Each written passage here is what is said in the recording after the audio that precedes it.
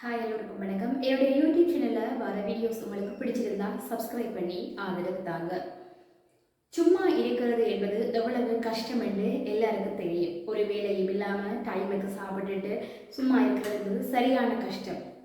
ஆனால் பார்த்தீங்கன்னா ஒரு நாட்டில் சும்மா இருப்பவர்களுக்கு சொல்லி ஒரு போட்டி ஒன்று வைத்து அதுக்கென்று தனியாக சான்றிதழ் கூட வழங்கப்பட்டிருக்கின்றது. அதில் பார்த்தீங்கன்னா பிரபல ஒலிம்பிக் வீரர்கள் உட்பட பல பிரபலமான யூடியூபர்ஸும் கலந்து கொண்டதாக சொல்லப்படுகின்றது. அது பற்றி இன்னைக்கு நான் உங்களுக்கு சொல்ல போகிறேன். தென்கொரியாவில அரசு சார்பில் தான் இது சும்மா இருக்கிற போட்டி ஒன்று வைக்கப்பட்டிருக்கின்றதா.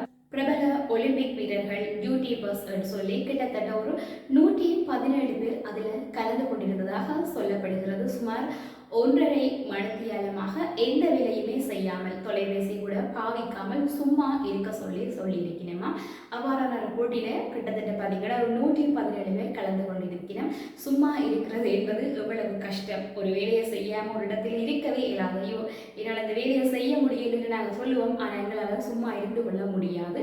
அவ்வாறு தான் பார்த்தீங்கன்னா இவர்களுக்காக சும்மா இருக்கணும்னு சொல்லி இந்த போட்டி வைக்கப்பட்டிருக்கிறதுல 117 பேர் கலந்து கொண்டிருந்திருக்கிறார். அதோட பார்த்தீங்கன்னா அவர்கள் சும்மா இருக்கிறதால யாருடையுமே கதைக்கோணும் இல்லை, கதைக்கவே இயலாதா.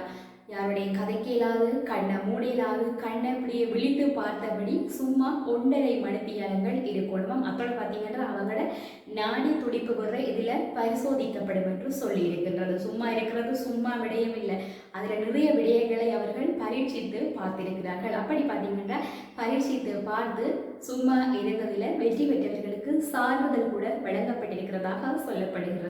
இந்த போட்டியில் 117 பேர் கலந்து கொண்டதில்லை. அவர்களுடைய நாடி துடிப்பு மற்றது அவர்கள் இருந்த விதங்கள், கண்ணிமைக்காமல் மற்றவரோட பேசாமல் இருந்த விதங்கள் எல்லாமே கண்காணிக்கப்பட்டு அதில் 10 பேர் தேர்வு செய்யப்பட்டு அவர்களுக்குரிய சான்றிதழ்கள் வழங்கப்பட்டதாக சொல்லப்படுகின்றது. தப்பி தவறி கூட சும்மா இருப்பேன் என்று சொல்லிடாதீங்க. சும்மா இருக்கிறது என்பது ஒரு சாதாரண விடயம் அல்ல. அதுக்கு ஒரு பொறுமை வேண்டும். சும்மா இருக்கிறது என்பது ஒரு சாதாரண விடயம் அல்ல. வேலை செய்து கொண்டிருக்கலாம், ஒரு தொலைபேசியை பாவிக்காமல் கண்ணிமைக்காமல் பிறரோட கதைக்காமல் ஒரே இடத்தில் இருக்கிறது என்பது எவ்வளவோ ஒரு கடினமான விடயமான இங்கே பார்த்தீங்கன்னா அந்த போட்டி நடாத்தப்பட்டு 10 பேருக்கு சான்றிதழ் வழங்கப்பட்டிருக்கிறதா. சும்மா இருக்கிறது என்பது ஒரு சாதாரண விடயம் இல்லை. தப்பி தவறி கூட சொல்லிடாதீங்க நான் சும்மா இருக்க போறேன், அந்த போட்டியில் நான் கலந்து கொள்ள போறேன். மிக மிக கடினமான ஒரு செயல் தான் சும்மா இருக்கிறது என்பது. இந்த வீடியோ உங்களுக்கு பிடிச்சிருந்தா சப்ஸ்கிரைப் பண்ணி ஆதரவு தாங்க.